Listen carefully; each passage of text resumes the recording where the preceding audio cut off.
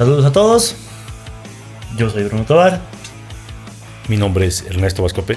Y esta opinión no te va a gustar. Definitivamente no te va a gustar. 5 episodios ya. Qué bueno. Estamos avanzando, estamos progresando. Me parece excelente. Gracias a todos los que nos siguen, nos miran, que nos comentan también. Una y otra cosa que nos encanta. Bueno, a ver. En estos días que han pasado desde el último video, pues primero que nada, el circo sigue. Hay un montón de cosas que hace la oposición boliviana, que ya no sé si llamarle así, y que es la oposición aparente. La oposición aparente. Y el masismo que está, obviamente, bueno, tampoco podríamos llamarlo masismo ya en vista de los últimos acontecimientos, pero el izquierdismo, el revolucionario, llamémosle, que como siempre pretende tener las calles de nuestra ciudad, sobre todo, como rehén, en el momento en que se les pega la gana, para forzar de alguna manera a que el jefecito pues pueda postular y volver a ser presidente, ¿no? ¿Qué me dices? Ahí justamente tienes razón. Este proceso electoral es cada vez más un circo, y ahí la facción evista del MAS está asumiendo el rol de payasos, pero de payasos siniestros, me atrevo a decir. Y con esto me refiero a las amenazas cada vez más duras y a la violencia que está empezando a desatar esta facción ante la evidencia de que su jefe, su amo, en realidad, porque más que jefe, su amo, su mesías, no va a participar en las elecciones. Y ante esta evidencia, ante esta constatación,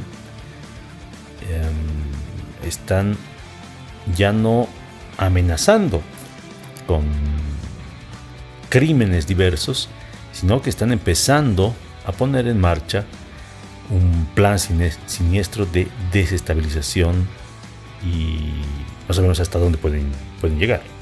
Es una realidad, ¿no? O sea, y de hecho, si no hemos empezado este episodio de la manera tan jovial como solemos empezarlo, es precisamente porque pensamos que en este momento hay una posibilidad seria de que las elecciones sean de alguna manera intervenidas, ¿no? Por lo menos que no se lleven a cabo, o incluso que, como pasó en 2019, que a ciertos grupos sociales no les guste el resultado, ya sea que gane alguien de oposición o alguien que no sea Evo Morales, y que el país se vea otra vez sumido en semanas de conflictos que ya los estamos viendo, ¿no? O sea, son personas que de verdad quieren forzar las reglas, forzar la mano del Estado, que sigue sin caernos, dicho sea de paso, pero forzar la mano del Estado de tal manera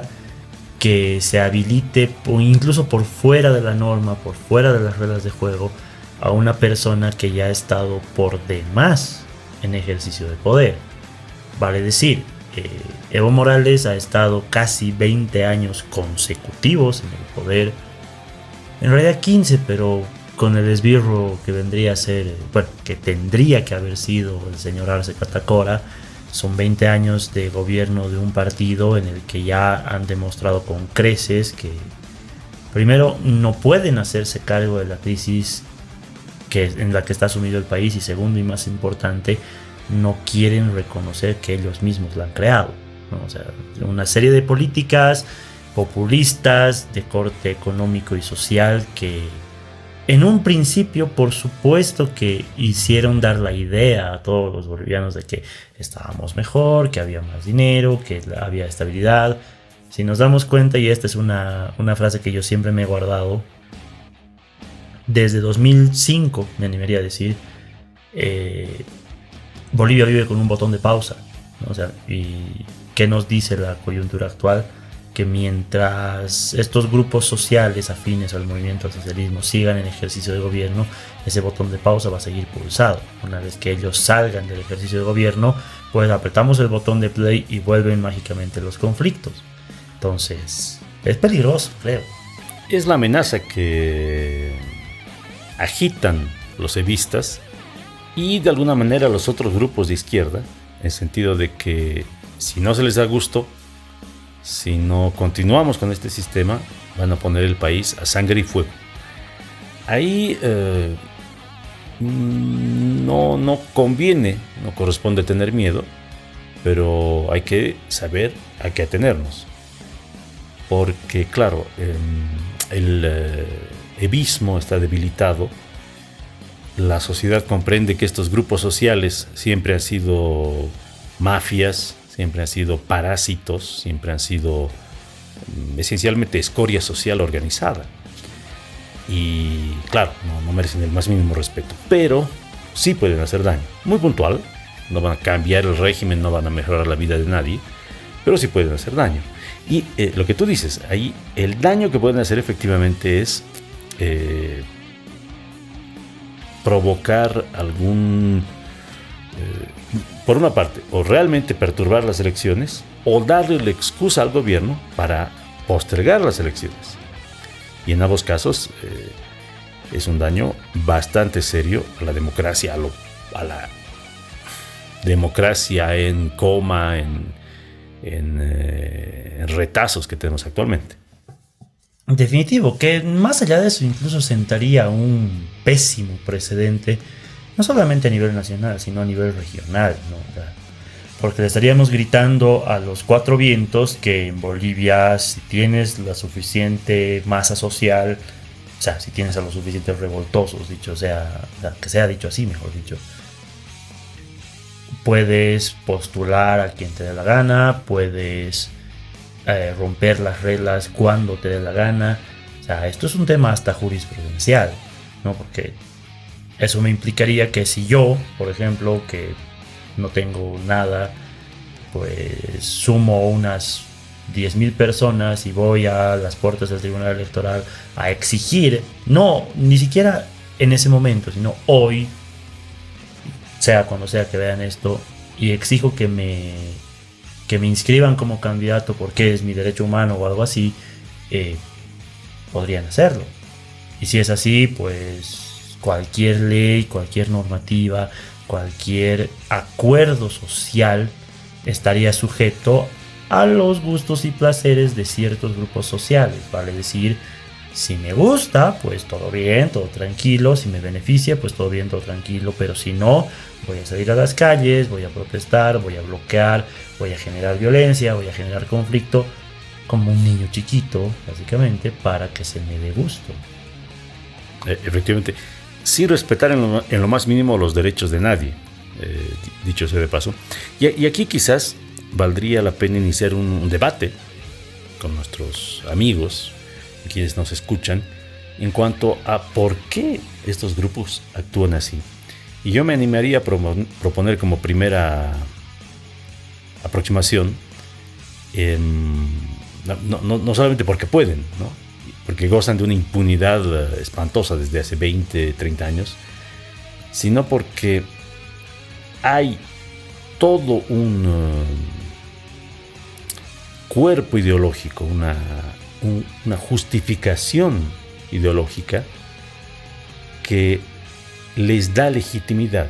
Es decir, por el solo hecho de pertenecer a estas mafias sindicales, a estos grupos, a esta escoria social organizada, ya tienen más derechos, más legitimidad que el resto de los ciudadanos.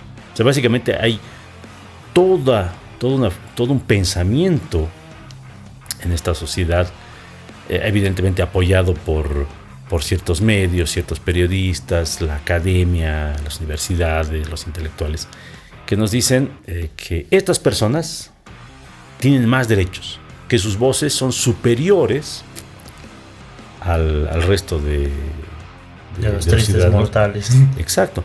Y que además la excusa de ser oprimidos no solo hace que sus voces sean más legítimas, que tengan más derechos, también justifica su violencia.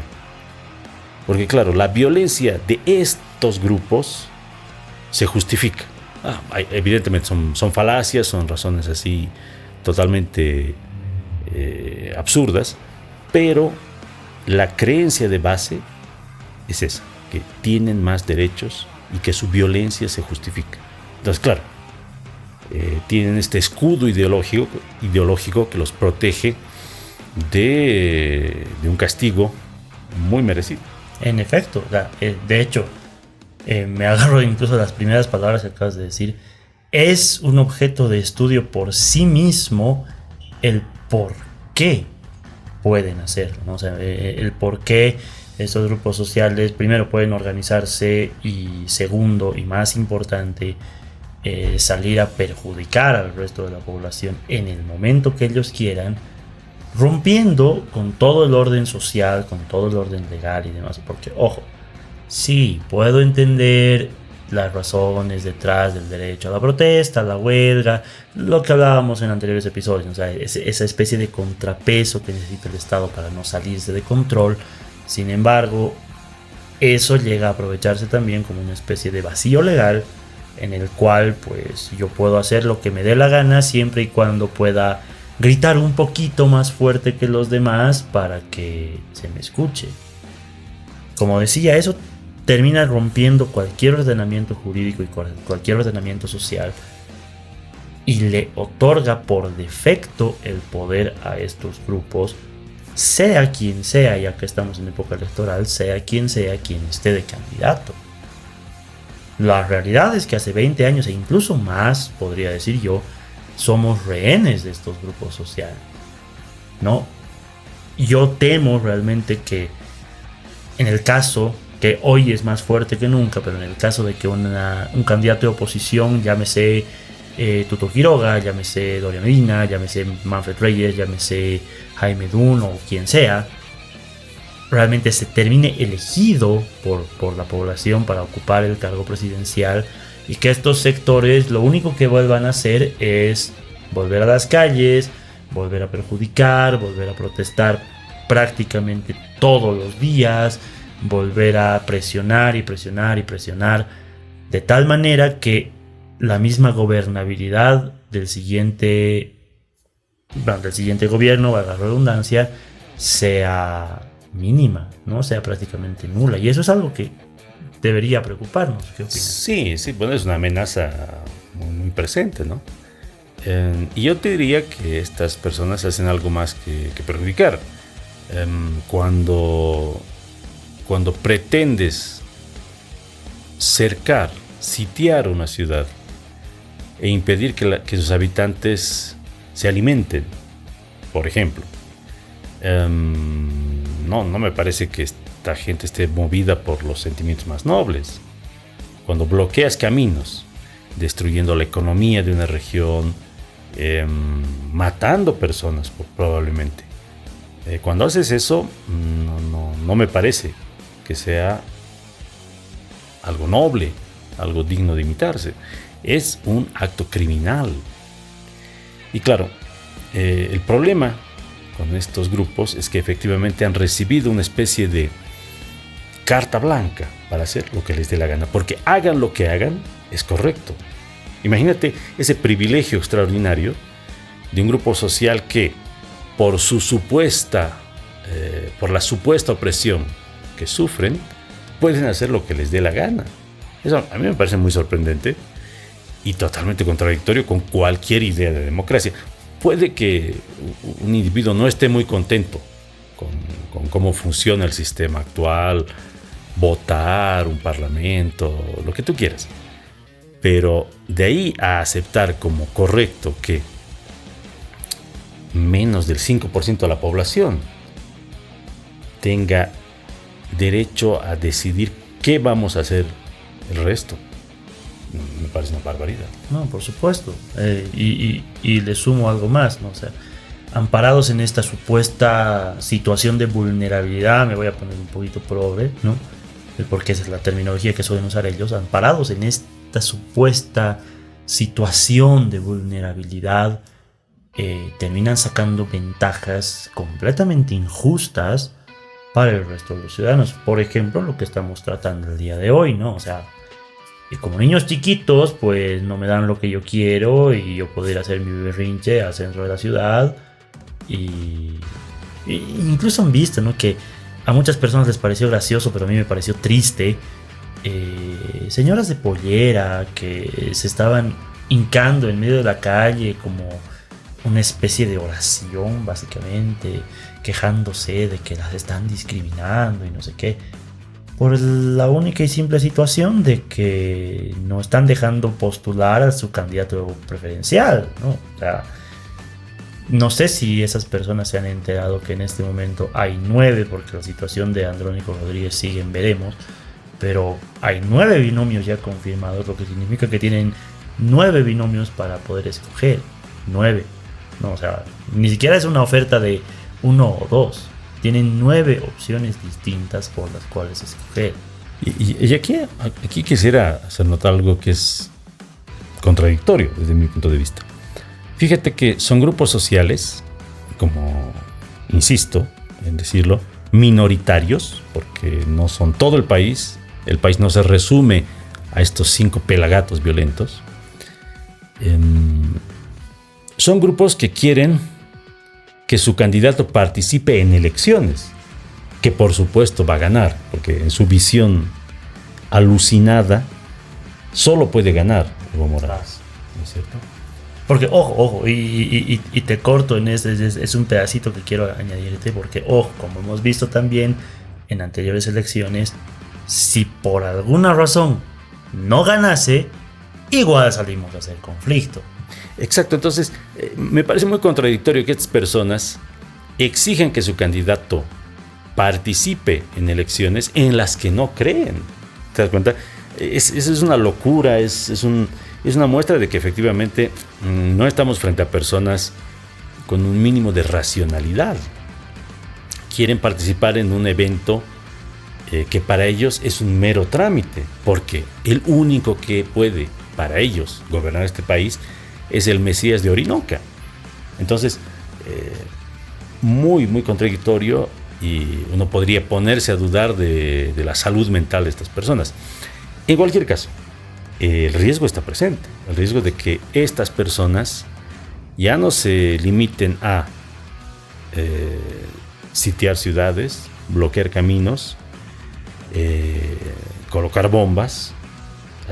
Parece que ya están pensando en dañar, en agredir a ciudadanos, a funcionarios del Estado, y eso me parece que es una agravación muy seria del conflicto que nos están ofreciendo. Y ahí yo quiero hacerle recuerdo a toda la gente que nos vea que, para la redundancia, recuerde lo que pasó allá en 2003 y lo que pasó allá en 2019. Ahora sí, guerra civil, ¿les hace sonar algo dentro de la cabeza? Suena hasta jocoso, sí, porque hasta hicimos memes del asunto, ¿no? De que, ay, sí, que guerra civil, que no sé qué, que toma 500 bolivianos para tu familia. No, yo quiero petardo y no sé qué. Sí, pero es que es una posibilidad real. O sea, esta gente de verdad tiene esa acción, ese escenario contemplado como una solución real. Vale decir, si no ganamos en las elecciones, paréntesis, si tú no votas por quien yo quiero que votes, pues yo te quemo el país y empezamos a matarnos entre nosotros, porque si no es a la buena, es a la mala. Ahora sí. Exacto, pero justamente ahí, a la base está esta idea alucinada, totalmente delirante, muy propia de la izquierda, exclusiva de la izquierda, de que en este país hay un grupo social que debe liderar la revolución, que debe ser el baluarte, el grupo que dirija la transformación social. Y los demás somos figurantes, no tenemos nada que decir, a menos que nos unamos a esta canalla, a esta escoria social. Entonces, yo creo que ya como solución, digamos, corresponde pues empezar a destruir, a desmontar este mito absurdo. ¿Cómo es posible que un grupo social se atreva a decir que son los únicos representantes legítimos de este país?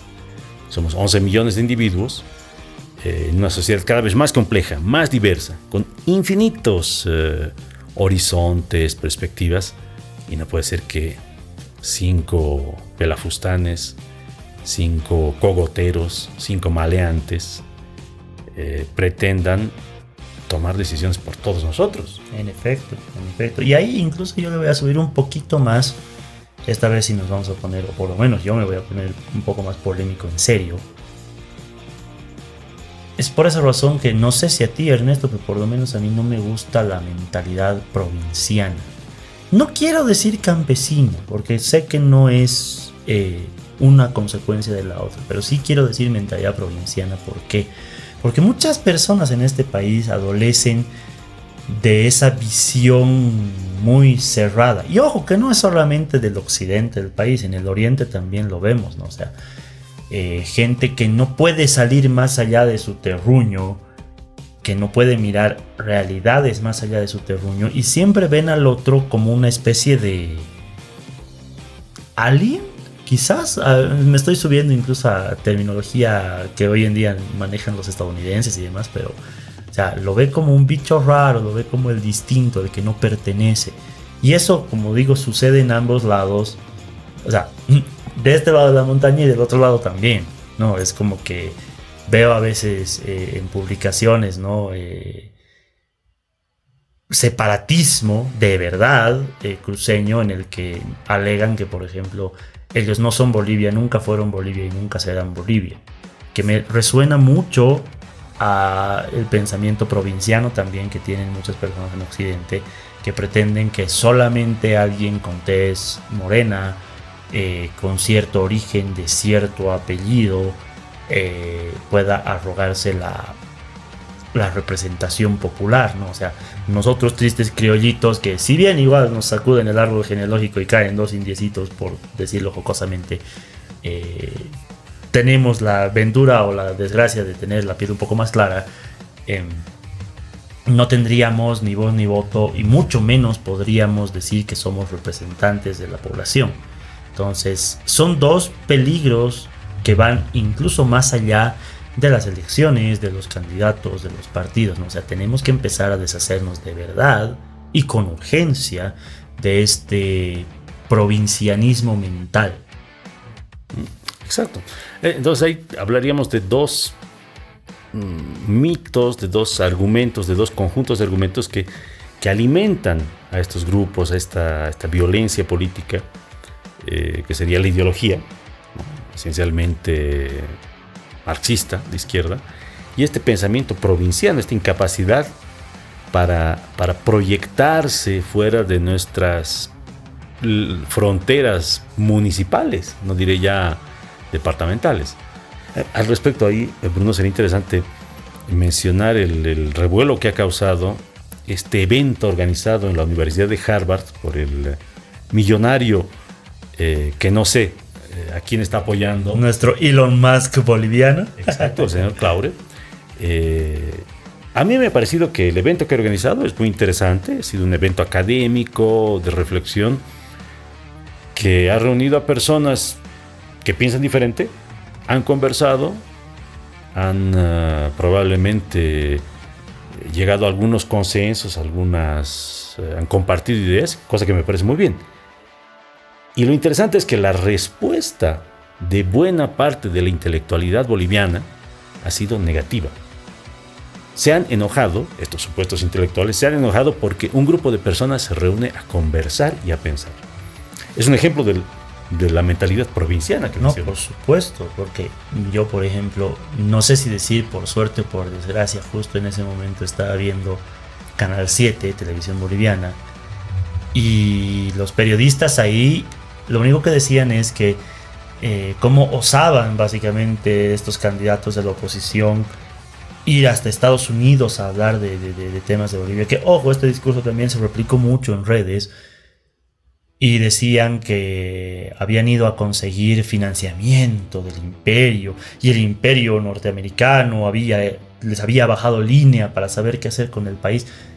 Vamos, no es un delito, no es un pecado ir a escuchar, ir a nutrirse de otras experiencias, de otros países, de otras visiones, dicho sea de paso, de una forma de hacer política o de una forma de solucionar ciertos problemas, porque seamos claros también, ahorita todos los partidos circundan bajo una sola idea, que es solucionar la crisis en la que estamos viviendo en este momento. Entonces no tiene nada de malo que los partidos, los representantes, los partidos, los candidatos de los partidos vayan y se nutran de ideas para tener también ciertas opciones de solución que puedan implementar obviamente en el país. Y ahí podrían ser académicos de Harvard, podrían ser académicos de Cambridge en el Reino Unido, podrían ser académicos de... ¿Cuál era tu universidad? De la Universidad de Ginebra. Ginebra, en París. Incluso, no sé, ya nos queremos poner un cacho más regionales. Podrían ser académicos de la UNAM, podrían ser académicos de la Universidad de Buenos Aires, etcétera, etcétera, etcétera. O sea, no tiene nada de malo. Pero el hecho de que nosotros veamos, o bueno, no nosotros, sino esa gente vea que porque fueron a determinado lugar, pues es malo. Yo me pregunto, querido Ernesto, mitad jocosamente y mitad en serio, ¿tú qué crees que habrían dicho si hubieran ido, por ejemplo, a Beijing? O a Moscú, o a La Habana. Claro, lo curioso es que probablemente les hubiera gustado. Eso es muy chistoso. Y ahí, hablando de reuniones que se llevan a cabo en otros países, hay muchos indicios de que la candidatura de Andrónico Rodríguez, este nuevo amor de la izquierda boliviana, y que aparentemente por el momento está en entredicho, no está muy claro si va a presentarse, si sigue siendo el favorito de la izquierda boliviana, no lo sabemos todavía, pero hay serios indicios de que esta candidatura fue armada entre Buenos Aires y Madrid. Ahora, yo quisiera escuchar a nuestros provincianos, a nuestros limitados intelectuales, quejarse por eso. No me queda claro por qué una reunión en Boston les parece mala y reunirse en las oficinas de algún cacique peronista les parece bien, o irse a reunir con estos delincuentes, con estos corruptos de la izquierda española, esos valedores, esa gente que justifica a Nicaragua, a Venezuela, a Cuba. Eso es mejor. Además son reuniones secretas, reuniones donde no queda muy claro de qué hablan o qué cosa se negocia, mientras que esta reunión en Harvard ha sido bastante pública, bastante abierta. De hecho era un ciclo de seminarios. Claro, y, bueno, o sea, como si los organizara, ¿qué te digo? La UNSA, pongámosle, al que cualquier persona podría ir. Claro, no podrían ir porque estábamos en otro país y etcétera, etcétera, pero de todos modos era un simposio, no era más. Sí, yo lo máximo que podría criticar a esa iniciativa fue que creo que le han dedicado mucho tiempo a sacarse selfies, puede ser, pero no puede estar prohibido, no puede estar mal discutir con otras personas. Y yo le aumento algo, o sea, tal parece que para estos intelectuales de izquierda el imperialismo es bueno siempre y cuando no venga de Estados Unidos. O sea, si el imperialismo viene de España, todo bien, todo tranquilo. Ojo, la España socialista, ¿no? Porque si habláramos de la España franquista o de la España realista, pues no, como... Si viene de China, igual, que es una broma que suelo hacerle a mis amigos, ¿no? O sea, es como que, claro, abajo el imperialismo yanqui, pero los chinos vienen con besos y abrazos, por supuesto que sí, ¿no? Y hemos visto la terrible cantidad de cosas que han hecho los ciudadanos chinos, por ejemplo, en nuestro país. O cuando bajan línea, ¿no? Desde La Habana, los queridos revolucionarios comunistas, hijos del tío Fidel. Eso también está perfecto, ¿no? O sea, cuando el imperialismo no viene de los Estados Unidos, todo bien, ¿no? Nosotros no nos quejamos, no, recibimos con todo gusto y afecto, pero si de alguna manera una sola idea proviene de los Estados Unidos, ya es imperialismo, ya es que nos quieren dominar, quieren robar nuestros recursos naturales y toda una sarta de discursos que creo que ya no deberían tener cabida en nuestra sociedad, pero de alguna manera siguen sobreviviendo. Exacto, la inercia de esta mentalidad cerrada, poco imaginativa, poco creativa, es notable. Es el discurso que yo escuchaba en mi lejana niñez, imagínate eso, repetido por muchachos de 20 años hoy. Entonces, bueno, penoso. Y efectivamente creo que habría que señalar a eso como el enemigo. La ideología y esa mentalidad de campanario, ¿no? De pueblito, de esa incapacidad para mirar más allá de tus 5 metros cuadrados de espacio personal, ¿no? Creo que ese es un serio problema. Y volviendo a lo que decíamos, claro, esta incapacidad que se traduce en criticar a una reunión académica porque sí, es la misma mentalidad que le sigue dando legitimidad a estos grupos sociales porque sí, por su pasado glorioso, porque son supuestamente oprimidos, no sé. Pero habría que atacar las cosas por ese lado. Definitivamente. Y hablando de hecho de esta mentalidad cerrada y de estas apreciaciones que tenemos, pues vale la pena tocar también en un apartado, y también ya para ir cerrando el episodio, estas declaraciones que da el candidato vicepresidencial por parte de Tuto Quiroga, Alianza Libre, si no me equivoco.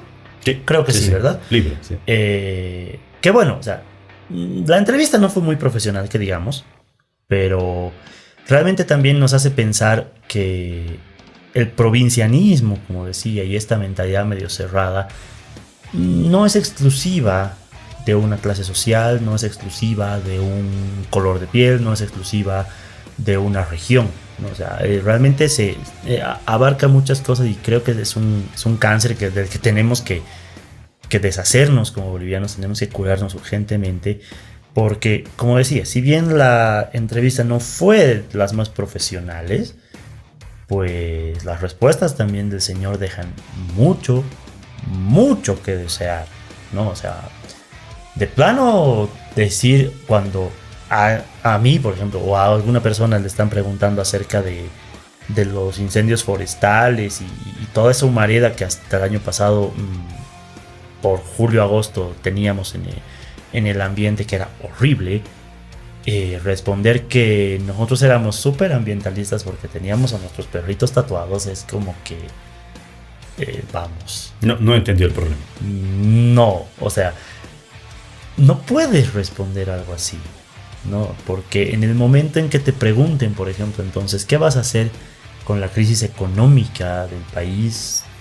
Me vas a decir que tenemos, no sé, tenemos plata en nuestras cajas de ahorros y que las saquemos y que con eso vamos a sobrevivir, o alguna pachotada del estilo. No lo entiendo. Ahora, yo quisiera defender al señor. Ok, adelante. No me acuerdo su apellido, Velázquez. Alguien en redes, no recuerdo quién, pero le había puesto de apodo el Django Boy. Este señor, este caballero, candidato vicepresidencial de Tuto Quiroga, puedo entender que no es político profesional, me parece. Su curva de aprendizaje bastante inclinada, entiendo. Tiene derecho a equivocarse. No, los políticos meten la pata más seguido y sobreviven. No lo descalifica absolutamente, que siga participando. En todo caso, yo le diría que bueno, que se ponga a estudiar rápido, porque tiene escasos 2 meses y semanas para convencer a la gente de que es una opción válida, ¿no? Pero retomo lo que dices, es decir, o sea, tienen que ampliar sus horizontes, ¿no? Ya está bien, un campeón de las de la empresa boliviana, un pionero, un líder, excelente, pero si se ha metido a la política, tiene que demostrar algo más. No, por supuesto. Y salir de esos 5 metros cuadrados, ¿no? No sé, demostrar que por lo menos está interesado en el asunto, ¿no? Y claro, ahí, volviendo a nuestro tema inicial, ¿no? Uh-huh. Tenemos a los payasos siniestros del levismo. Y no sé si es mejor o más triste ver que en la oposición tenemos a payasos un poquito más amables, pero payasos más cómicos, pero payasos al fin. Sería bueno que salgan de esa lógica y que empiecen a proponernos algo en serio.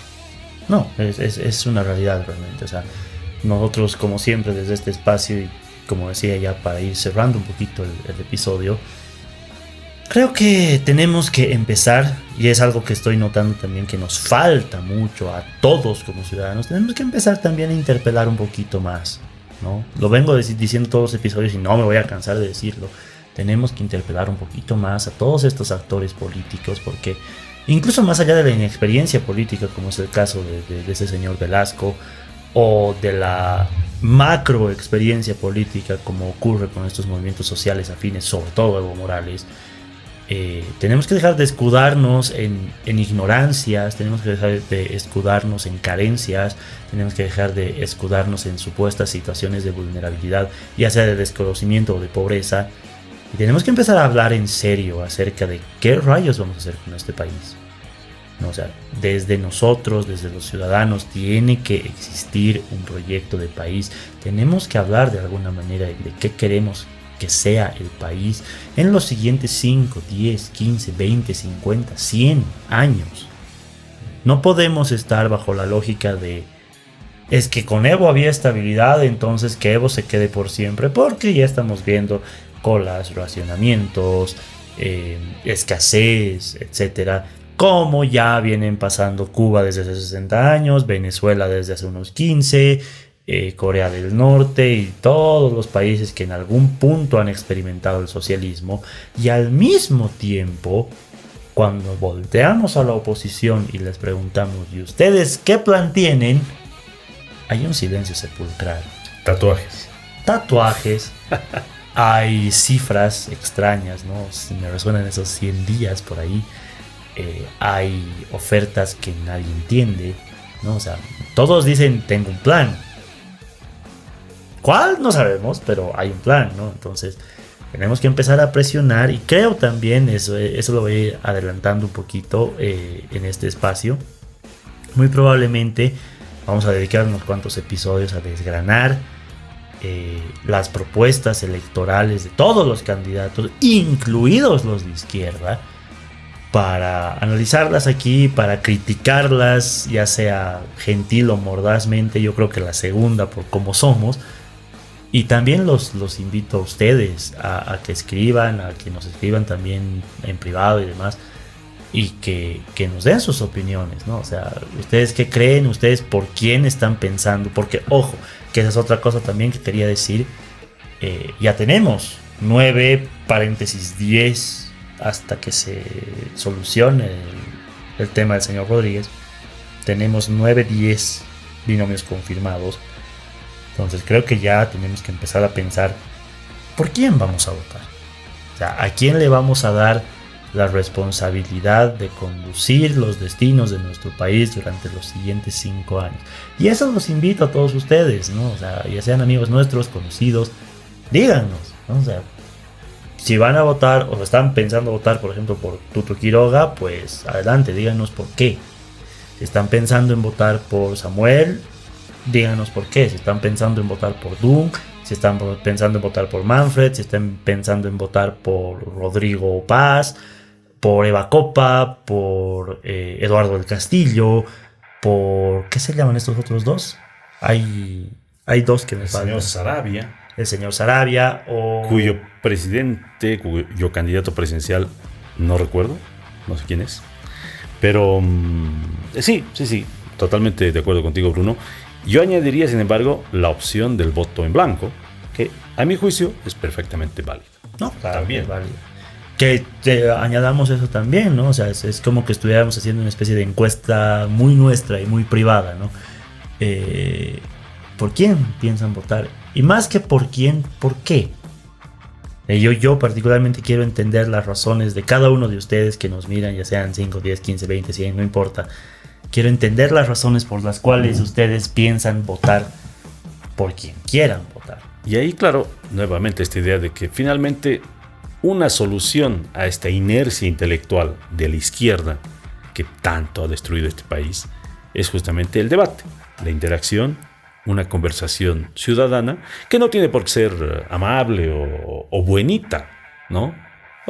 Una conversación puede ser firme, puede ser dura en algún caso, pero lo importante es ese intercambio de ideas, honesto.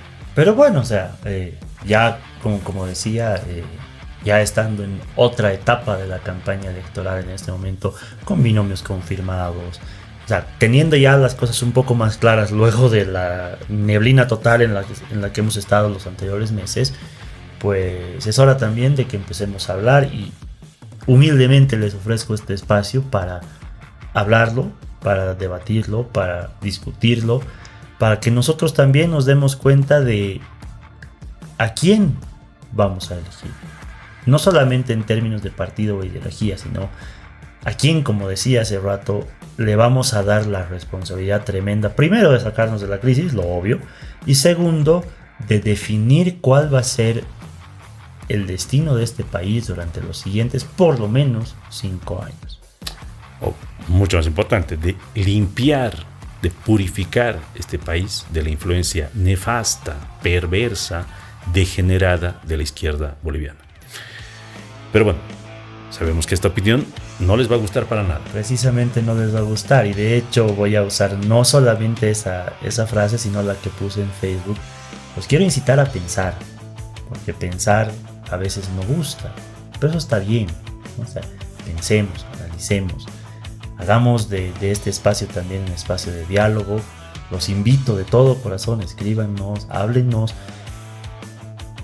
y veamos qué pasa realmente, veamos qué pasa de aquí a un mes, a 2 meses, a 3 meses con la economía, con la política, con la sociedad. Ayúdenos a poner un título a esto que cada vez se parece más a una novela que a la realidad política. Y muchas gracias por vernos también. Los esperamos en el siguiente episodio. Hasta pronto. Hasta pronto.